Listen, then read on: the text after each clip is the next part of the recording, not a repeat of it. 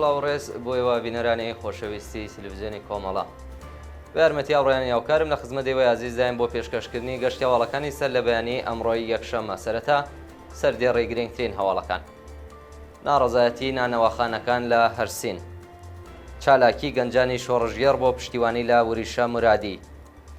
ناڕوونی چارەنووسی عوسمان مامە لە گرتوخانەی ئیتلاعاتی بۆکان هێرشی هێزەکانی سووریای دموکراتیک بۆ سەر میلیشیاکانی بەشار ئەسەد کۆبوونەوەی پەرستاران لە چەند شاری ئێران مانگرتنی کرێکارانی ڕەسمی نەوت لە عەسەلویە و کەنگان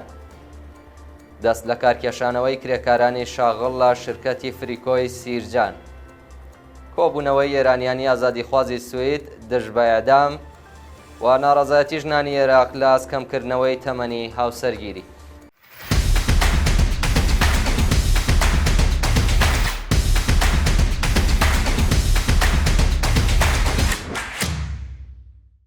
درێژەی هەواڵەکان ناڕەزایەتی نانەوەخانەکان لە هەرسین ڕۆژی شەمە 20 گەلاوێژ نانەوەخانەکانی شاری هەرسین لە ئاستبڕانی بەردەوامی کارەبا ناڕەزایەتیان دەربڕی بە وتەی ناڕازیان پچڕانی بەردەوامی کارەبا بەبێ ئاگادارکردنەوەی پێشوەخت زیانێکی زۆری لێداون و هیچ ناوەندێکی دەوڵەتی وەڵام دەرەوەی کێشە و گرفتەکانیان نییە نانەوەخانەکانی هەرسین داوا دەکەن بەرقیان بۆ دابین بکرێت تاکو لەوە زیاتر زەرەرمەند نەبن چالاکی گەنجانی شۆڕژگێڕ بۆ پشتیوانی لە وریشە مرادی ڕۆژی شەمە 20 گەلاوێژ کچان و کوڕانی شۆڕژگێڕ لە شارەکانی کوردستان و ئێران بۆ پشتیوانی لە پەخشان عەزیزی وریشە مرادی چالاکیان ئەنجامدا بە پێ وێنانەی بەدەستمان گەیشتووە کچان و کوڕانی ئازادیخواز و بەرابەری تەڵەب بە بڵاوکردنی وێنەی پەخشان عەزیزی وریشە مرادی بە شێوەی گرافیتی و چەسپاندنی لەسەر دیوارەکان پشتیوانی خۆیان لەو دووبەندکراوە سیاسیە دەربڕیوە بەشداربوونی ئەو چالاکی هەروەها دروشمەکانی لە کوردستان تا بەلوچستان لە ئێرانەوە تا ئەفغانستان کۆتایی دێنین بەستەم دژ بە ژنان و تاگەیشتن باوەتەکانمان درێژە بە شۆڕشی ژینە ئەدەینیان لە نێو شەقامەکاندا بڵاو کردێتەوە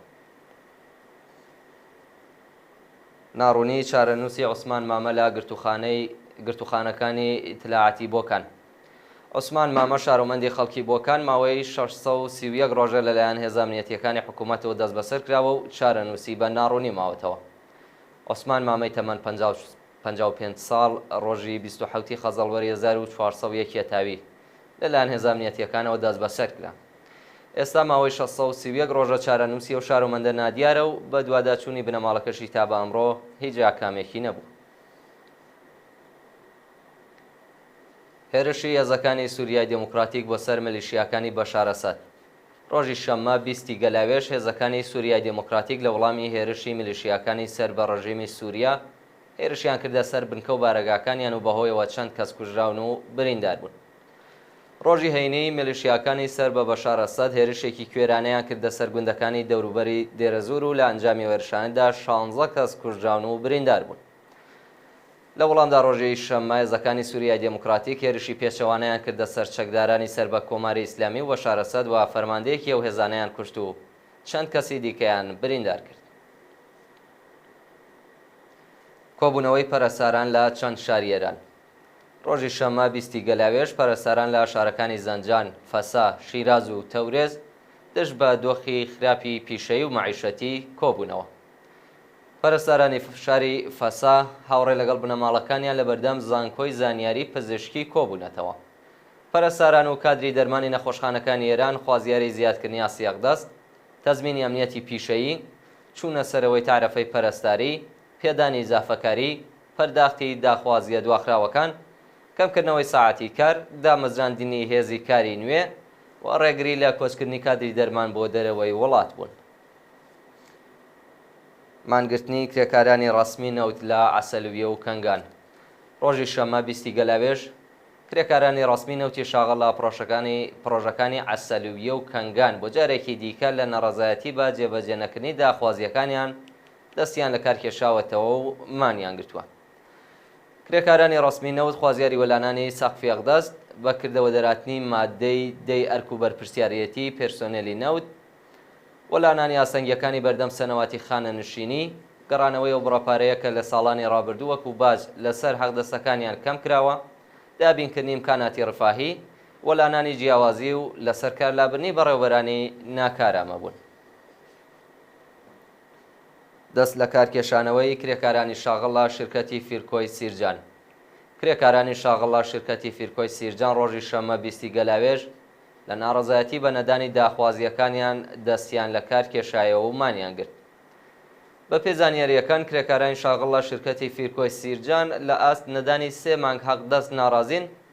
و دەڵێن کە بەهۆی نەدانی حەقدەست و بیمە لە دۆخێکی سەختدا دەژین و ناتوانن سەردانی ناوەندە دەرمانیەکان بکەن. گیان لە دەستان و برینداربوونی 3 کرێکار لە 3 شاری ئێران. ڕۆژی شەمە 20 گەلاوێژ بەهۆی نەبوونی ئیمەنی شوێنی کار 2 کرێکار لە شارەکانی تاران و فەریمان گیانیان لە دەستداوە و کرێکارێک لە شارۆچکەی پەردیس بریندار بوو. بە پێی راپۆرتەکان کرێکارێکی بیناسازی لە شاری تاران بەهۆی بەربوونەوە لە بەرزایی گیانی لە دەستداوە. هەروەها لە شاری فەریمانی سەر بە خوراسانی ڕەزەوی کرێکارێکی کەندنی کارێز لە کاتی کارکردندا بەهۆی ڕۆچوونی زەوی گیانی لە دەستداوە. لەلایەکی دیکەشەوە کرێکارێکی شاغڵ لە ڕێستۆرانێکی شارۆچکەی پەردیس بەهۆی ئاگرگرتنی شوێنی کارەکەی بە سەختی بریندار و ڕەوانەی نەخۆشخانەکراوە. کۆبوونەوەی ئێرانیانی ئازادیخوازی سوید دژ بە ئیعدام. ئێرانیانی ئازادیخوازی وڵاتی سوید ڕۆژی شەمە 20 گەلاوێژ دژ بە سزای ئیعدام لە ئێران کۆبوونەوە و دژ بە بەرپرسانی ڕژیم دروشمیان بەرز کردەوە. بەشداربوونی و کۆبوونەوە بە بەدەستەوەگرتنی وێنەی قوربانیانی سەرکوتی ڕژیم لە سێدارەدانی ڕەزا ڕەساییان بە توندی شەرمەزار کرد و خوازیاری هەڵوەشاندنەوەی سزای ئیعدام لە ئێران و ئازادی هەموو بەندکراوانی سیاسی بوون. بەشداربوونی و چالاکیە داوایان لە کۆمەڵگای جیهانی کرد کە لە ئاست جەناتەکانی کۆماری ئیسلامی بێدەنگ نەبن و پشتیوانی لە بزوتنەوەی ئازادیخوازی خەڵکی ئێران بکەن. و دوایین هەواڵمان سەبارەتە بە ناڕەزایەتی ژنانی عێراق لە ئاسکەمکردنەوەی تەمەنی هاوسەرگیری.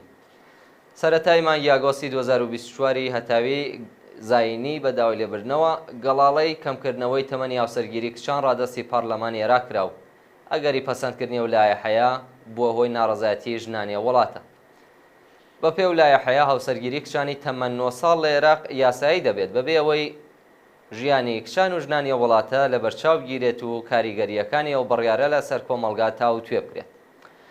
بڵاوبوونەوەی ئەو هەواڵە ناڕەزایەتی ژنانی عێراقی بە دوای خۆی داهێناوە و ماوەی 2 ڕۆژە کۆمەڵێک لە ژنانی عێراق هاوڕێ لەگەڵ چالاکانی سیاسی